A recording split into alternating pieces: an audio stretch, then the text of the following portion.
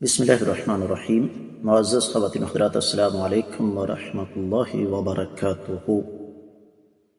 ایک مسلمان، ایک مومن جس طرح گناہ کر کے مایوس نہیں ہوتا، اسی طرح وہ نیکی کر کے ڈرتا بھی ہے کہ اللہ تعالی کہیں میری اس نیکی کو قبول کرنے سے انکار نہ کر دیں۔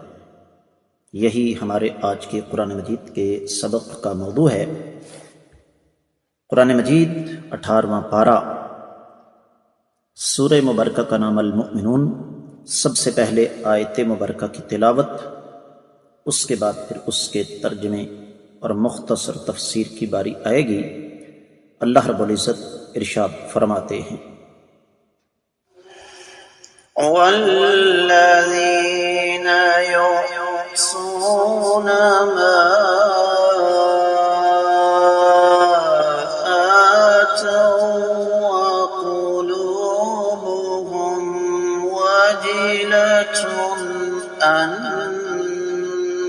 أنهم إلى ربهم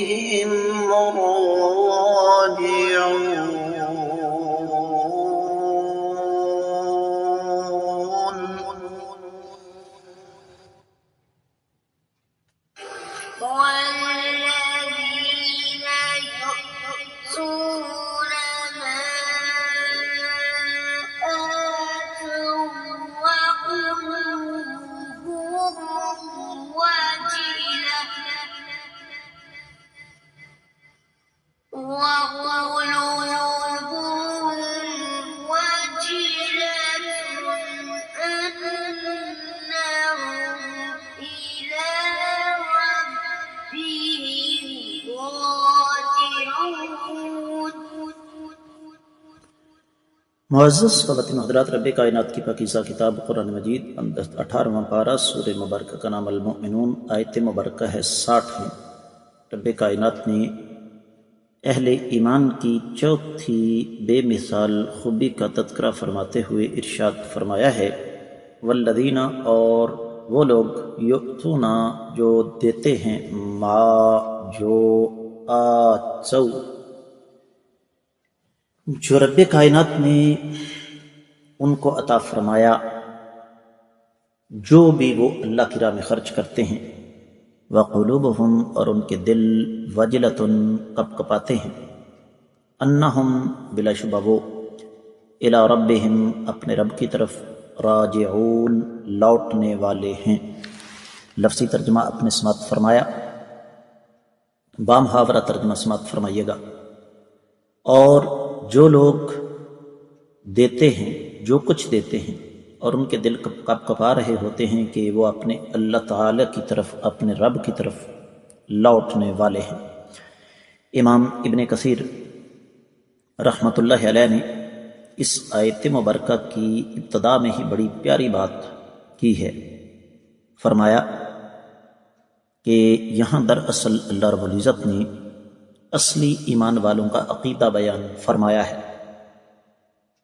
اور وہ عقیدہ یہ ہے کہ وہ اللہ تعالیٰ کی راہ میں مال تو خرچ کرتے ہیں، لیکن اس بات سے ڈرتے ہیں کہ اللہ تعالیٰ قبول کرنے سے انکار نہ کر دیں۔ ان کو یہ ڈر ہوتا ہے کہ کہیں ایسا نہ ہو کہ مال اللہ کی راہ میں خرچ کرنے کی جو شرائط ہیں اس میں کوئی کمی رہ جائے۔ اور یہاں ایک بڑا پیارا جملہ ہے، وَهَذَا مِن بَابِ الْإِشْفَاقِ وَالْإِحْتِيَاطِ، کہ یہ دراصل احتیاطی طور پر ان کا یہ عقیدہ ہوتا ہے، وہ اللہ تعالیٰ سے ڈرتے رہتے ہیں۔ پھر اسی مناسبت سے امام ابن کثیر رحمۃ اللہ علیہ ایک روایت لے کر آئے جو کہ مسند احمد بن حنبل میں ہے، لیکن اسماعیل بن مسلم المکی کی وجہ سے یہ روایت سند کے اعتبار سے صحیح نہیں ہے۔ اور وہ روایت کچھ اس طرح ہے کہ سیدہ عائشہ رضی اللہ تعالیٰ عنہ کے پاس ابو عاصم گئے تو امی جان نے اپنے بیٹے کو مرحبا کہا تو فرمایا کہ بیٹا تم تسلسل کے ساتھ کیوں نہیں آتے؟ فرمایا اس لیے کہ کہیں آپ کو زحمت نہ ہو، لیکن میں آپ کی خدمت میں اس آیت مبارکہ کی تحقیق کے لیے آیا ہوں۔ تو فرمایا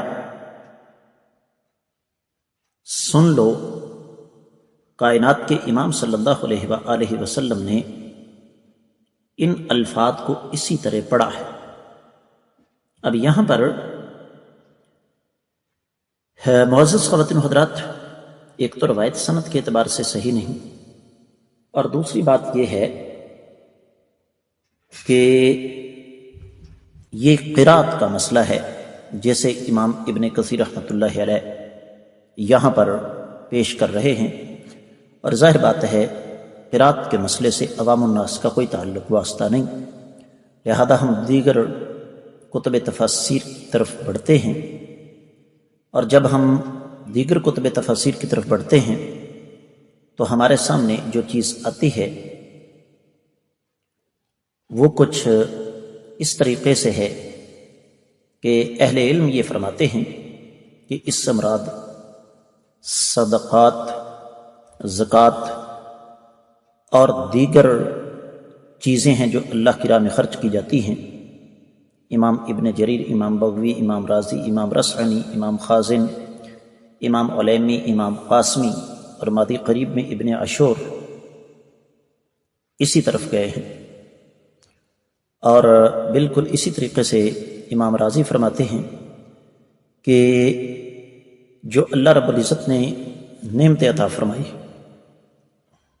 ان میں سب سے پہلے تو جو فرائض ہیں وہ ادا کرتے ہیں، جس طرح کہ زکوٰۃ ہے، صدقہ فطر ہے، یا پھر کفارہ ہے، یا پھر فدیہ ہے۔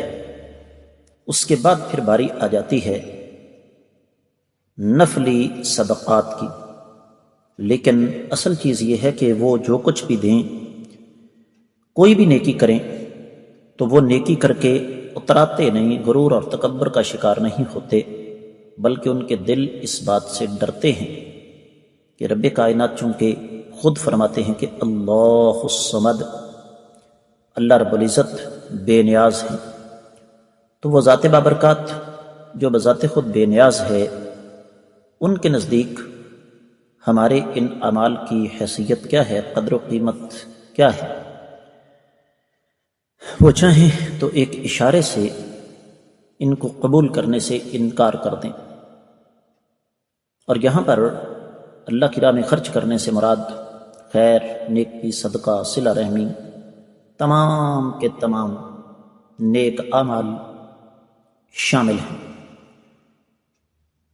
اور یہ اس وجہ سے بھی کہ بسا اوقات کسی انسان کے پاس خرچ کرنے کے لیے مال نہیں ہوتا، جس طرح کے اہل صفہ تھے،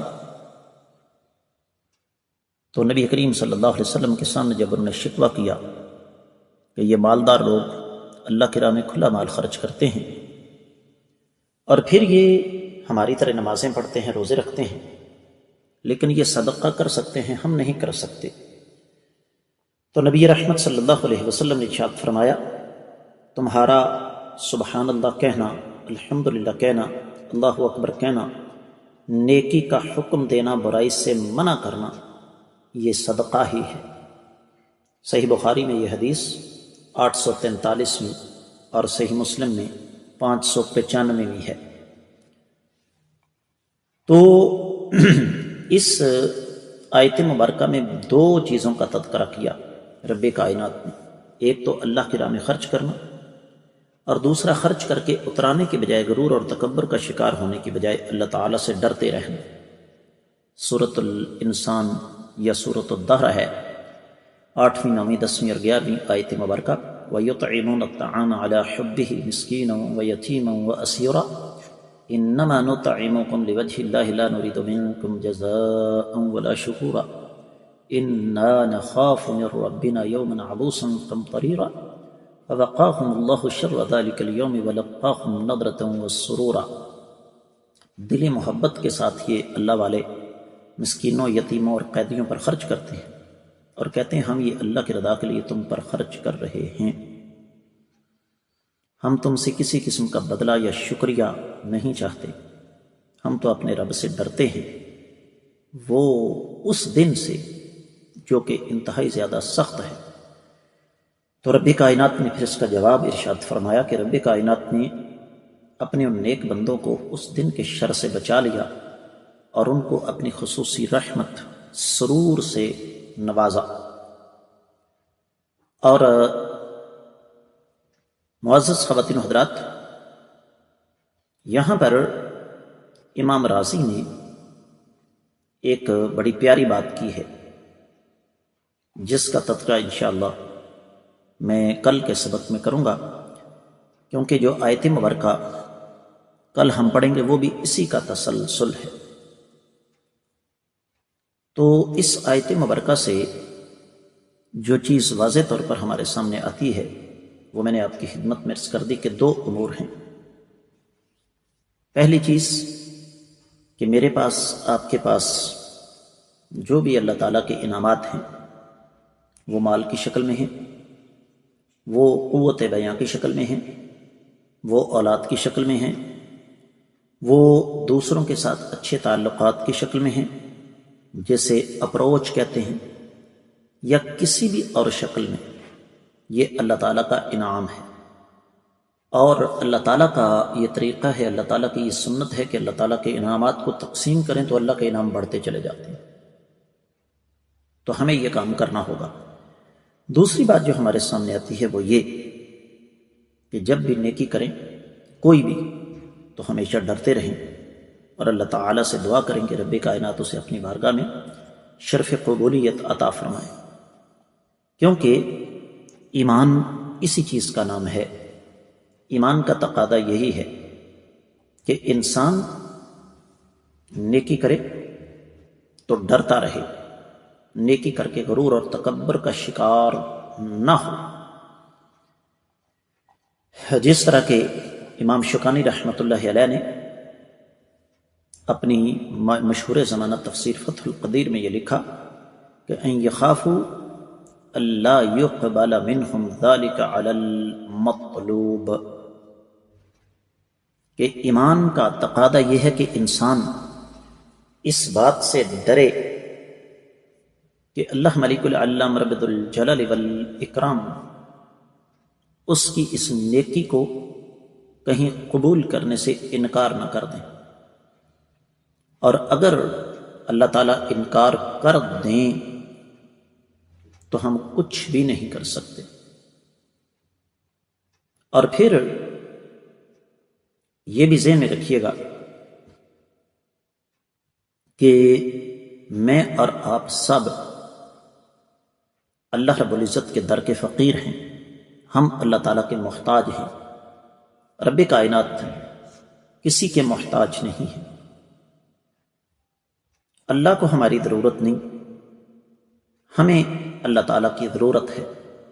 اور یہ لمحہ فکریہ ہے ان لوگوں کے لیے جو چند ٹکے اللہ کی راہ میں خرچ کر کے چودھری بن بیٹھتے ہیں، مسجد میں 2-4-5 ہزار روپیہ دیا تو سمجھتے ہیں کہ امام مسجد ہمارا نوکر غلام ہے۔